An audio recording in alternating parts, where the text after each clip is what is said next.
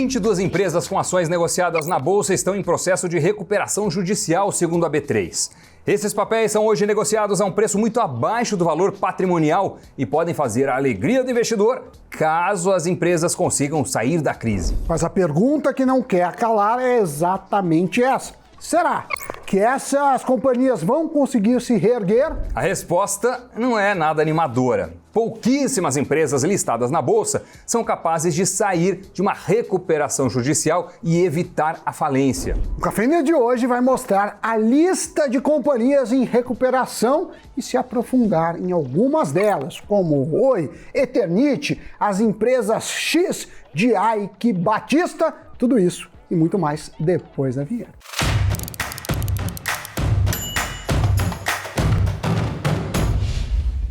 Amiguinhos e amiguinhas, hoje não vai ter piada porque vai ter ele, Zanuto, o rei das piadas. Ele adora quando eu deixo esse trabalho para ele, então Zanuto vai lá, pega aquela piada na internet bacana, ponha lá e muitas palmas para o Zanuto.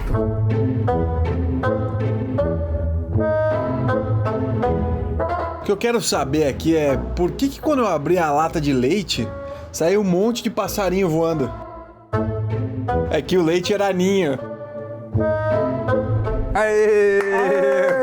Ele não decepciona. Essa foi bem bolada, Zanuto. Olha só. Muitas empresas brasileiras tiveram de recorrer a uma medida extrema para evitar a falência, que é pedir recuperação judicial. A medida nada mais é do que um respiro que a legislação brasileira permite a uma companhia para tentar se reerguer, renegociando suas dívidas e, às vezes, até desenhando um novo plano de negócio. É verdade, mas um número muito baixo de empresas consegue, de fato, ter sucesso nesse processo. A gente pode citar alguns raros casos. Tem a Eneva, a antiga MPX, que saiu do legado de Eike Batista e precisou deixar de ser uma empresa do grupo X para se recuperar. Com quase 2,5 bilhões de reais em dívidas, a empresa de energia elétrica anunciou o fim do processo de recuperação judicial em junho de 2016, após cerca de 1 ano e meio. Em novembro deste ano, a OSX, outra empresa ligada à Eike Batista, anunciou a sua saída da recuperação judicial. Foi em novembro. Que horas de novembro? Ah, brincadeira, meu! Às 9 horas! As ações quase triplicaram de valor após o anúncio, saindo de R$ 10,51 para R$ 30,35 em 2 dias. Mas o papel já devolveu parte dessa alta e é negociado atualmente a menos de R$ 20.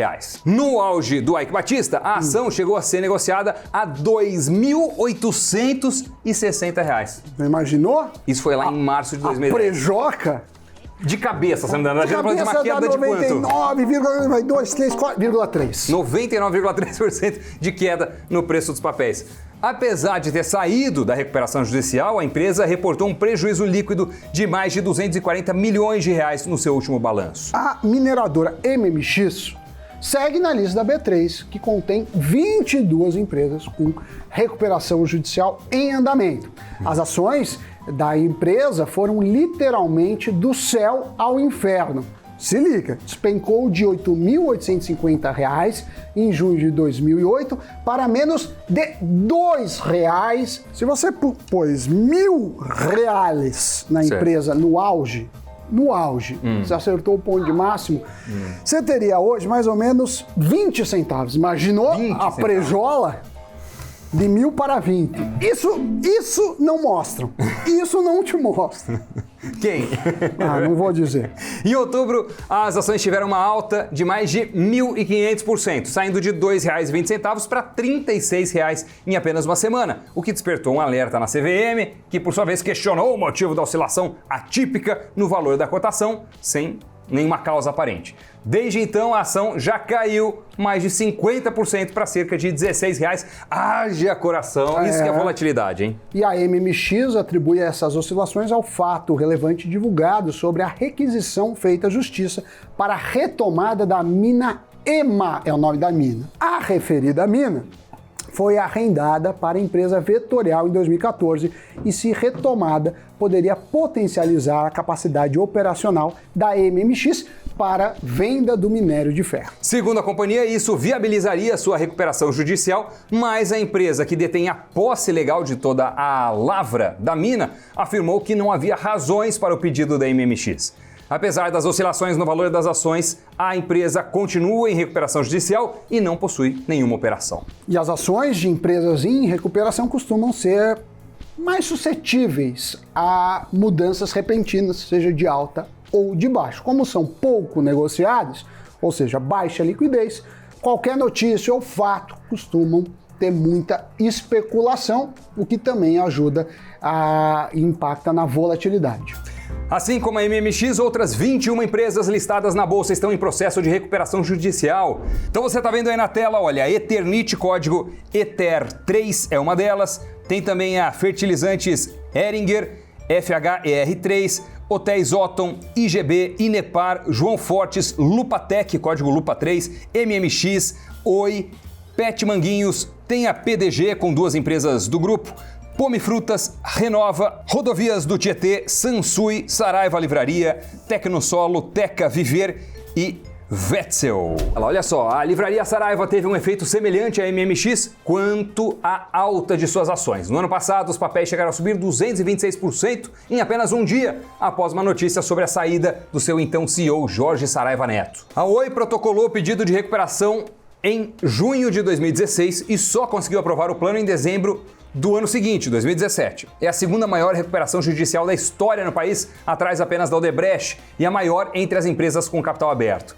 Na época, a empresa disse ter uma dívida de mais de 65 bilhões de reais. Recentemente, a Oi recebeu um desconto de 50% na dívida com o governo, que é de 14 bi. O valor se refere a mais de 1.000 multas aplicadas pela Agência Nacional de Telecomunicações, a Anatel, na última década. E no último balanço, a Oi apresentou um prejuízo líquido de mais de 2,6 bilhões de reais. Estou falando do terceiro trimestre. Apesar de negativo, representou até uma queda de 54% em relação a 2019. Ela tem vendido parte das suas operações, como a telefonia móvel, suas torres de celular, para pagar as dívidas e ter dinheiro para investir em negócios restantes que são promissores.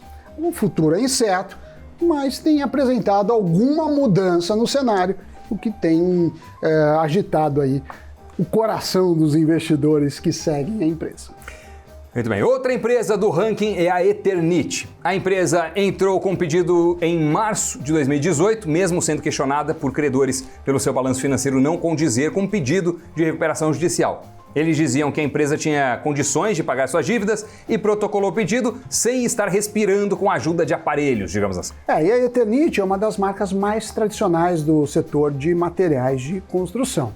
Com a proibição do amianto, que é a matéria-prima para a fabricação de suas telhas e fonte de exportação para outros países, a empresa tentou insistir na justiça para que a substância considerada cancerígena não fosse proibida. Mas dezenas de outros países também vetaram a substância e também acabou afetando um monte de potenciais exportações. Enquanto a Eternit não queria abrir mão do amianto, seus concorrentes não fizeram isso, eles mudaram de materiais, ficou para trás um erro estratégico. Pois é, recentemente a empresa apresentou uma telha fotovoltaica, capaz de transformar luz solar em energia elétrica. Mas após a divulgação do lançamento dessa nova telha, aí, sabe o que aconteceu? A ação da empresa disparou e desde então, a gente está falando lá do finalzinho de agosto, as ações continuaram subindo e já superaram a casa dos R$17.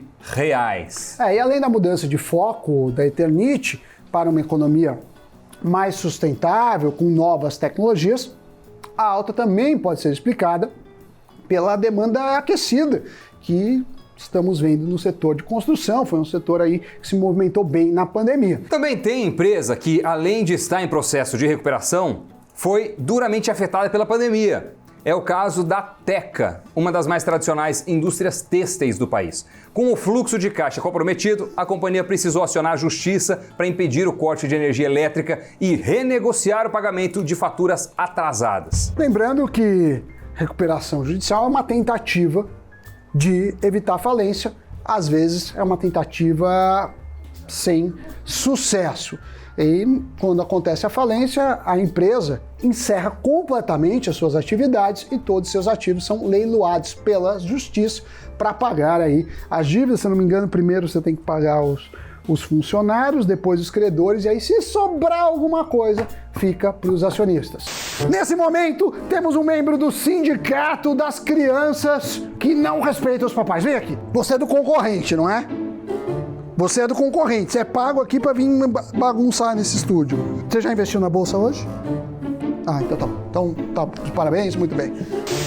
Muito bem, depois dessa invasão hostil aos estúdios, podemos continuar. Vamos lá. Antes de optar por investir em uma companhia que esteja em recuperação judicial, é muito importante fazer o quê? Uma análise econômica bastante rigorosa, né? Como nós mostramos neste programa, são poucas as empresas que conseguem dar a volta por cima e sair uma vez que elas entram em recuperação judicial. Muitas ficam anos e anos tentando se salvar e ainda assim podem ser liquidadas. E mesmo as empresas que conseguem sair, muitas vezes precisam vender seus melhores ativos para pagar suas dívidas. Ou seja, ela sai da recuperação judicial menor do que entrou e, portanto, ela passa a valer menos.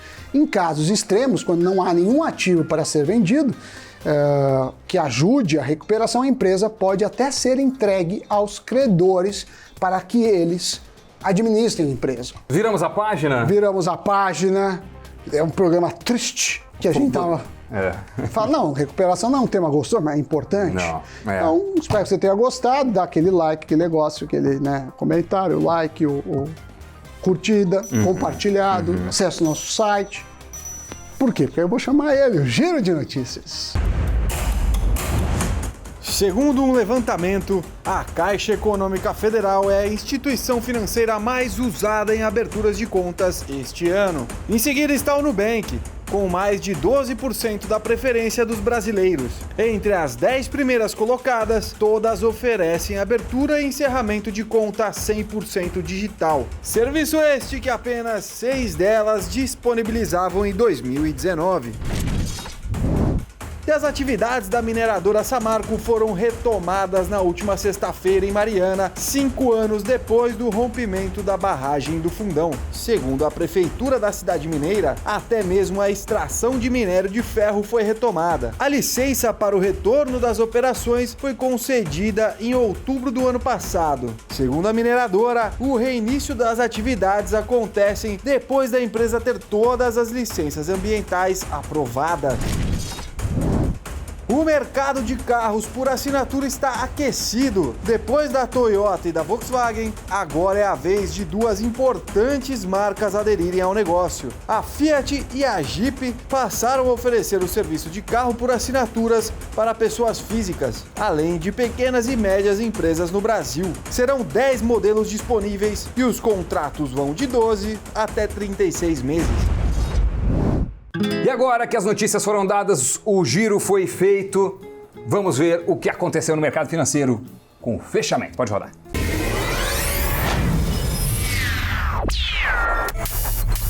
O Ibovespa encerrou a sexta-feira estável, aos 115.128 pontos. Na semana, o índice teve a sexta alta consecutiva e acumulou ganhos de 1,2%, situação que não acontecia desde o começo de 2019. O desempenho foi impactado positivamente com expectativas do programa de vacinação contra a Covid-19 e o fluxo estrangeiro que permanece no Ibovespa. As maiores altas da semana foram de Eletrobras e CSN. Já as maiores baixas de Rumo, Lojas Americanas e Cosan. Já o dólar subiu 0,16% e encerrou a sexta-feira cotado a R$ 5,04. Na semana, a moeda americana acumulou queda de 1,54%. É isso, tchau. Valeu.